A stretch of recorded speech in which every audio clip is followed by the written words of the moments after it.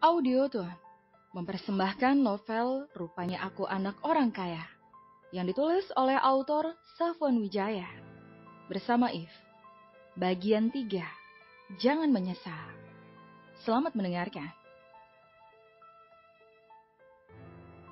Pria baru dari pacarmu yang membayar hutang sewa. Oh, tidak, maksudku mantan pacarmu. Tapi tidak masalah, selama tagihannya sudah lunas. Kakak pemilik rumah juga tidak mau repot-repot menjelaskan kepada bocah miskin yang ada di depannya. Jadi, setelah mendorong bocah miskin ini, dia langsung pergi. Tapi Erwin menghentikannya. Aku akan membayar semua uang sewaku sendiri. Kamu sebaiknya kembalikan uang itu padanya. Erwin mengerutkan keningnya dan berkata dengan dingin. Kamu itu ya benar-benar tidak sadar diri.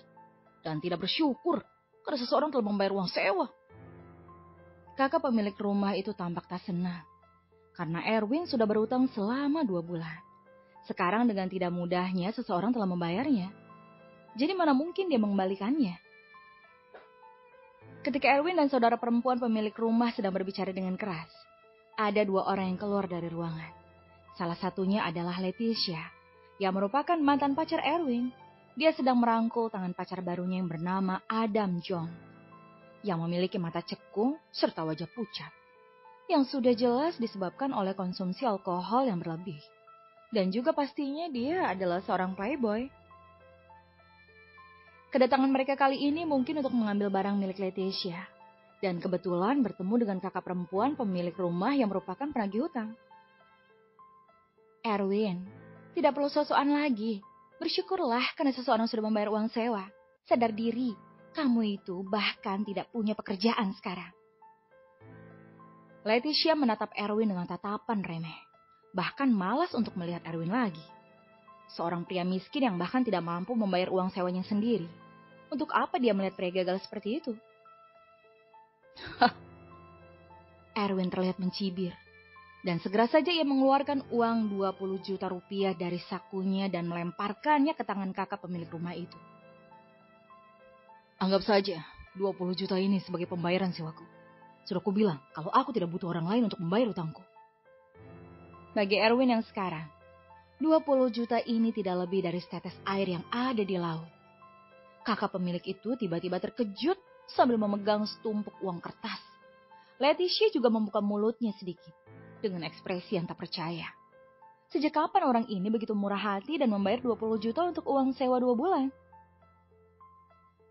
Kakak Tuan Tanah, apa masih perlu aku untuk mengajarimu cara bertindak dengan benar? Erwin mengingatkannya dengan santai. Setelah menerima uang itu, kakak tuan rumah dengan hati-hati menghitungnya dan menggosok uangnya dengan tangan. Setelah memastikan bahwa uang itu asli, dia segera berkata sambil tersenyum. Baik. Aku tahu apa yang harus kulakukan. Siapa yang akan bertentangan dengan uang? Kakak tuan tanah itu segera mengembalikan 6 juta rupiah yang dia terima dari Adam Jones. Maaf nak, aku akan membalikan 6 juta ini. Adam menyaksikan uang yang dia keluarkan justru dikembalikan, yang membuatnya sangat kehilangan muka, terutama di depan pacar barunya, sehingga dia sedikit tidak senang.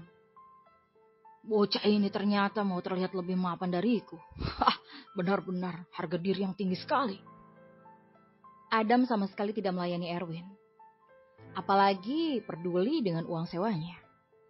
Untuk mengalahkan Erwin, sekaligus membuat Leticia kagum, Adam berkata kepada Leticia yang ada di sampingnya. Sayang, bagaimana kalau aku membelikanmu sebuah rumah di Teluk Oak besok? Jangan seperti seseorang yang hanya bisa menyewa rumah saja dan tidak pernah sukses. Benarkah? Adam, kamu baik sekali padaku. Leticia segera menjadi bersemangat. Dan dengan tatapannya pada Erwin bahkan menjadi lebih jijik. Setelah dibandingkan dengan Adam, Erwin ini benar-benar tidak berguna sama sekali di matanya. Apa kamu tahu harga sebuah rumah di Teluk Oak? Setidaknya 1,6 miliar. Kamu bahkan tidak akan mampu membelinya walau bekerja keras seumur hidup. Dan kamu sekarang bahkan berani sosokan di depanku.